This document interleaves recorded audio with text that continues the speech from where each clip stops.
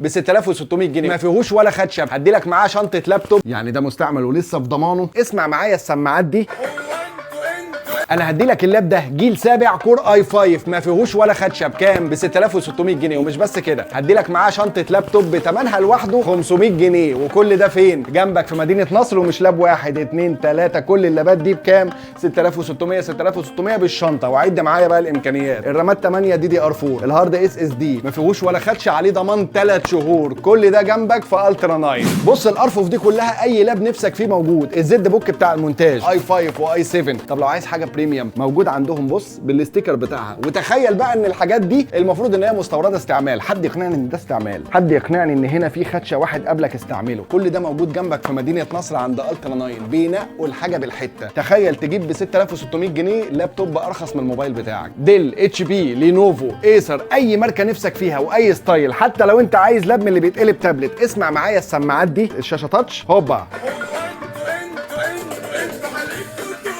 تخيل انت معاك لاب عامل لك دي جي جنبك. اي لاب هتمد ايدك مش هتلاقي فيه ولا خدشه. ده AMD للناس اللي متخصصه مونتاج. تخيل تمنتج على حته ثينك بوك زي دي، شاشات تاتش، بيلف 360 درجه. كل ده موجود هنا. طلع لي خدشه، ولو لقيت خدشه اعمل لي عليها سكرين شوت وانا هحاسب لك عليها صاحب المكان. ايه الميزه بقى في الترا 9؟ ان هو بيدي لك هنا الضمان ال3 شهور، شهر استبدال تيجي تبدله خلال الشهر لو انت حصل لك مشكله، وشهرين صيانه. ده مش هيحصل عند اي حد. طب ازاي انا بقى هدي لك 3 شهور ضمان؟ عشان هو بيختار حتته بالقطعه. طب عايز حاجه عاليه للجرافيك عندهم، عايز حاجه بريميوم واليت للميتنج عندهم. كل ده موجود جنبك في مدينه نصر، مول ايزون اللي في اخر مكرم عبيد. توصل تطلع تاني دور تلاقي ايه؟ بص الناحيه دي الترا 9 6600 6600 6600 بالشنطه اللي هي اصلا بره بكام؟ ب 500 جنيه. اي لاب يعجبك خد معاه الشنطه بتاعته. طب انت معاك تزود اكتر، الشاشه دي 14 هجيب لك شاشه 15، الجيل ده جيل 7 وليه سرعه، انا هجيب لك واحد جيل 10 الداينا بوك بتاع توشيبا. ده بره بيتباع من 8.5 ل 9 ل 10. حلمي هيجيبوا لك بكام؟ 4 سبعات،